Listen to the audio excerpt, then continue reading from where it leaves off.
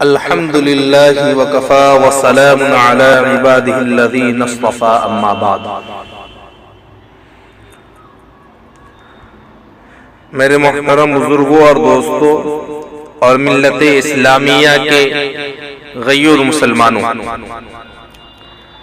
تحفظ ختم نبوت۔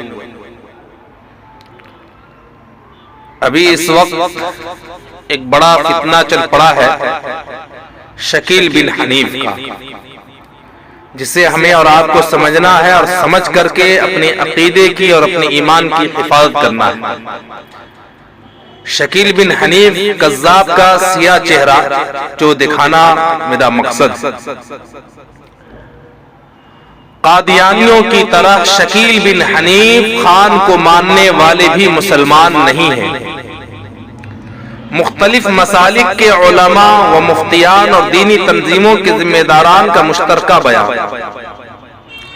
اس حقیقت سے کسی کو انکار نہیں ہو سکتا کہ ایک سچے اور پکے مسلمان کے لیے ایمان سے زیادہ کوئی نعمت عزیز نہیں۔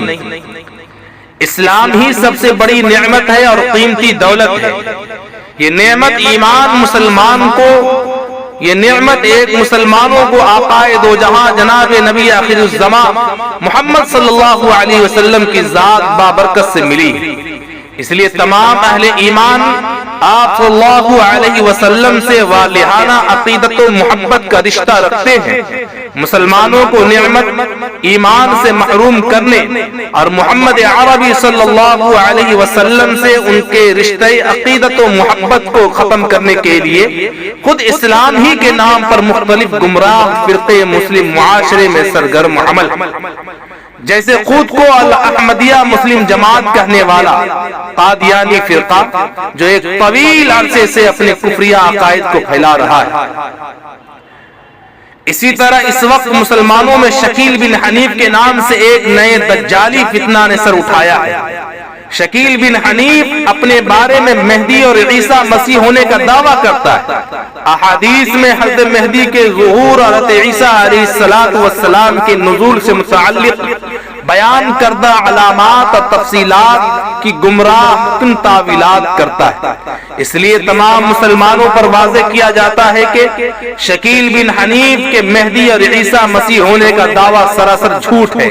یہ شخص خود بھی کافر ہے اور دائرہ اسلام سے خارج ہے، اور جو لوگ اس کے ہاتھ پر یا اس کے نمائندوں کے ہاتھ پر بیعت ہو کر شکیل بن حنیف کو مہدی اور عیسیٰ مسیح مان چکے ہیں، وہ بھی مرتد اور دائرہ اسلام سے باہر ہے۔ مسلمان بھائیوں اور بہنوں کو باخبر کیا جاتا ہے کہ وہ شکیل بن حنیف کے دجالی فتنے سے ہوشیار اور چوکنا رہیں۔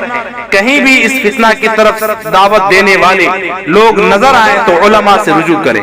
اس فتنہ کے پیروکاروں سے کوئی میل جول نہ رکھیں، نہ ان سے رشتہ ناتا رکھیں اور نہ انہیں اپنی مساجد میں آنے دیں۔ نیز تمام معاملات میں اپنے دین و ایمان کی حفاظت کے لیے ان سے بے تعلقی برتیں۔